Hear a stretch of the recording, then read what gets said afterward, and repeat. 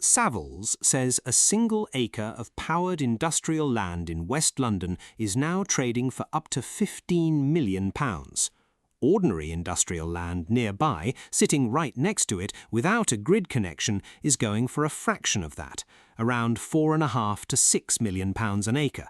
Same postcode, same zoning, a near 3 times gap in price, and the only difference is whether that plot can plug into the electricity grid. That gap is the whole story. Something has quietly turned parts of Ealing, Hillingdon and Hounslow into some of the most fought-over land in the country, and it has almost nothing to do with houses. Let's break down what's actually happening and why it's about to matter a lot more to anyone who owns, rents or wants to buy property out there. If you want to keep track of stories like this before they hit the mainstream property headlines, subscribe. Here's the short version. Data centers, the warehouses full of servers that run everything from Netflix to AI chatbots, have been piling into West London for years because that's where the internet's key cables land and where cloud computing giants want to be close to. But there's a limit on how much electricity the local grid can actually deliver, and West London hit that limit. According to the Greater London Authority, since 2022, parts of the grid in Ealing, Hillingdon and Hounslow have been running at full capacity. Developers have reportedly been told housing projects above 25 homes could wait until 2037 for a connection. Meanwhile, landowners who do have power sitting on their plots are being offered numbers that make normal industrial sales look like small change. Councils are stuck in the middle. Ealing Council has said it supports data centres in the right locations, while also admitting it's deeply concerned about the hit to its housing programme. Local residents, further out, are mostly unaware their electricity bill and their borough's housing supply are tied to server farms they've probably never seen. Let's go through what's landed just in the past few months. In March 2026, data center operator Cow Data bought a 4.7-acre brownfield site on the old Frogmore Industrial Estate in Park Royal, in the London Borough of Ealing, from Legal & General's Reassure Business. The plan is a new data center campus going live by 2029. In May 2026, the Old Oak and Park Royal Development Corporation approved a £1 billion hyperscale data centre at Premier Park, a joint venture between Pure Data Centres Group and Segro. It's a 3-storey, 9-hall facility backed by its own dedicated substation, capable of supporting 72 megawatts. Construction starts later this year.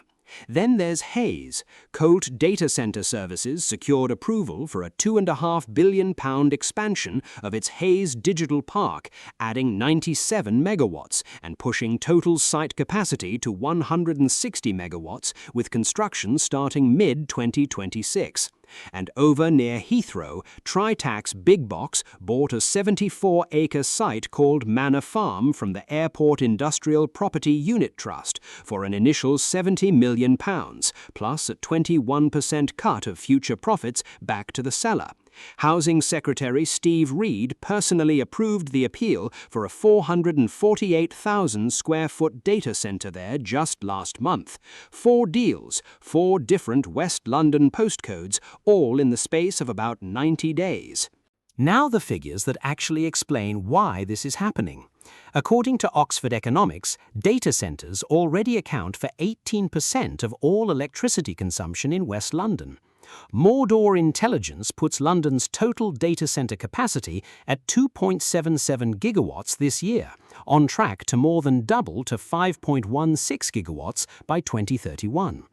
On the grid side, Reuters reporting cited by industry sources says roughly 140 data center projects are sitting in the national grid connection queue, representing about 50 gigawatts of demand, with wait times stretching 12 to 15 years in some cases. And that's what's driving the land prices. Powered land, meaning land that already has a usable grid connection, is trading at £8 million to £15 million an acre, according to Savills.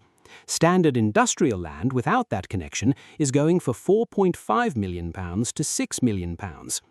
Analyst Andrew Groves at Bidwell's put it simply: the demand that's come through in the last couple of years, really because of AI, has exploded.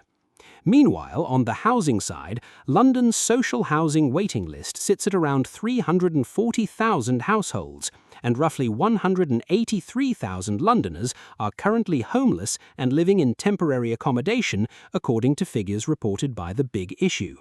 Here's the part that should actually worry anyone thinking about buying near these boroughs. Landowners are now sitting on assets that are worth 2 to 3 times more if they can secure a grid connection than if they can't. So speculative land buying has picked up fast, with owners and developers competing specifically for powered plots rather than just cheap industrial space.